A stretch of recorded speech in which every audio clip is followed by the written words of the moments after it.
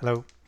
This chapter is a new chapter. It is a new chapter, and it is more about like just a summary so far and giving you an outline, not only for this course but in general econometrics.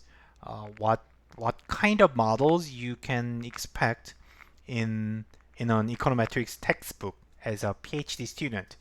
So let's review what we have done so far first. Like three major categories we studied is identification, estimation, and hypothesis testing. So each topic has its own theoretical like framework and theoretical focus on a certain aspect of data analysis or like empirical analysis. And specifically, and we considered only only two models, classical linear regression and IV regression. So, so we are applying three different aspects only to these two models, like say GMM, MLE, all these hypothesis testing, over identification test, exogeneity test, endogeneity test, uh, like all these theory can be derived from two simple models. So that is simple of review in 5 minutes of what you have done. So you can summarize 3 months into 5 minutes. And now then we are, and here is a preview of what you have to learn in econometrics in the future. So there are so mostly, of course, this is not a comprehensive list at all. So there are a lot of topics and models that I do not know. But let me just summarize some important ones first. So the starting point is a classical linear regression model, and most of empirical analysis in econometrics, you are going to do some kind of regression, I think. Uh, so I think 70 or 80% of you are going to use some kind of regression models, and the other 20 or 30% are going to use some structural estimation model. Structural estimation, I don't know how many PhD students do that, but it's slightly different. But anyhow, it's very likely that you are going to do regression model. And so classical linear regression model is the starting point, and from there we relax assumptions or make variations of the model. The first variation is endogeneity, and then you need instruments. Then we learned how to handle that. This was the main model, most important model you have to learn from econometrics 2. And still, it is the single most important uh, technique in econometrics for econ PhD students. And the second variation would be relaxing linearity assumptions. So the first assumption in classical linear regression model is the linearity, but you may relax that, like nonlinear regression models. For example, taking log, or including polynomials like x squared, x cubic squared, like that. Or in ultimately, you can think about non-parametric regression models. I think you are going to learn non-parametric models by Professor Zhongwen Liang.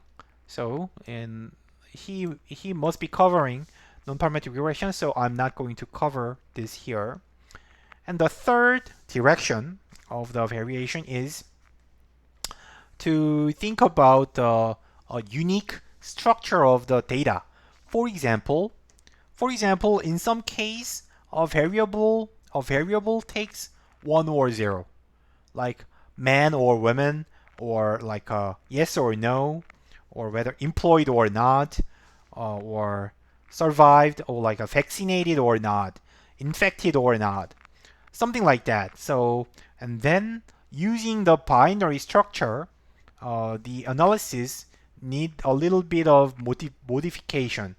So that's called limited dependent variable models.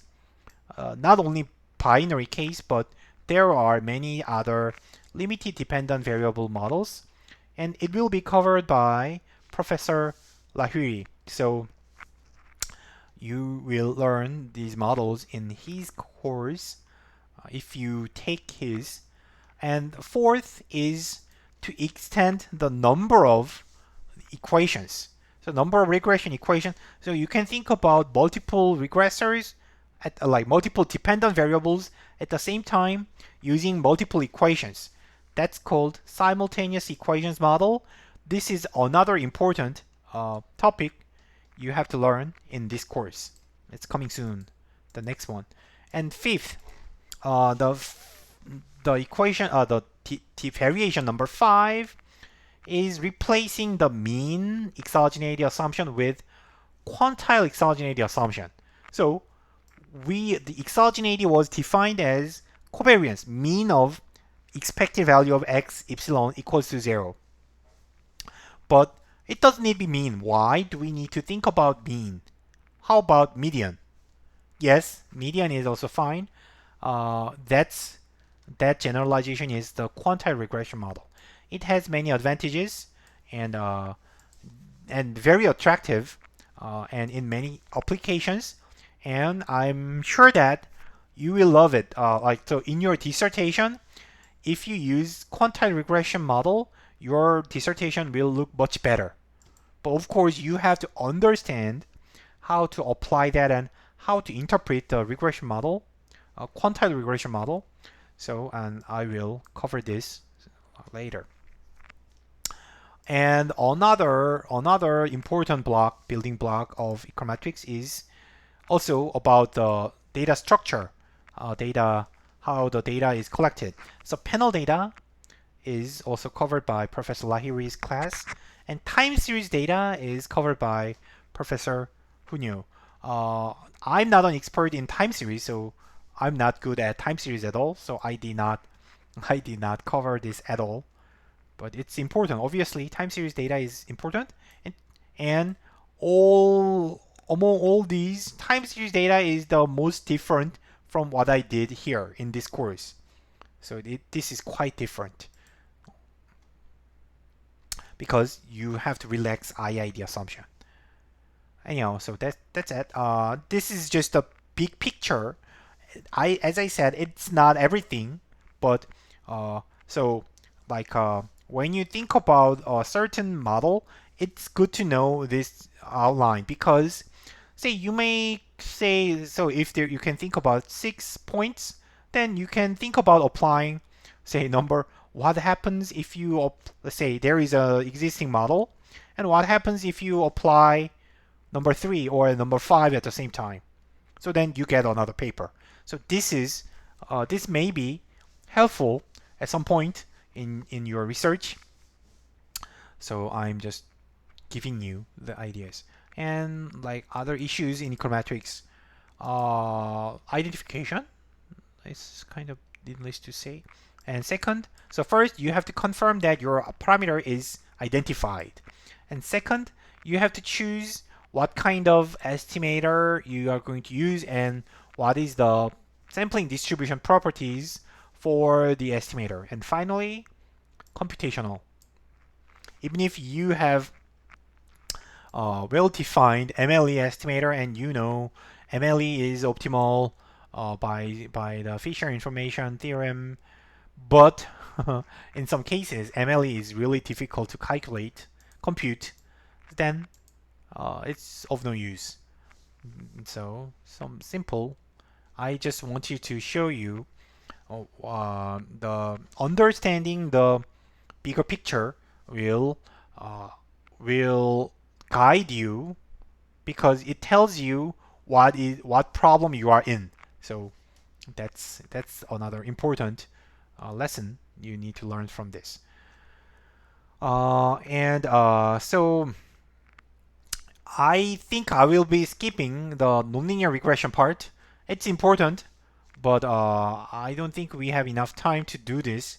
and it's rather it's kind of standard. It's not so new. So I will skip this and we'll start simultaneous equations model in the next video, in the next lecture.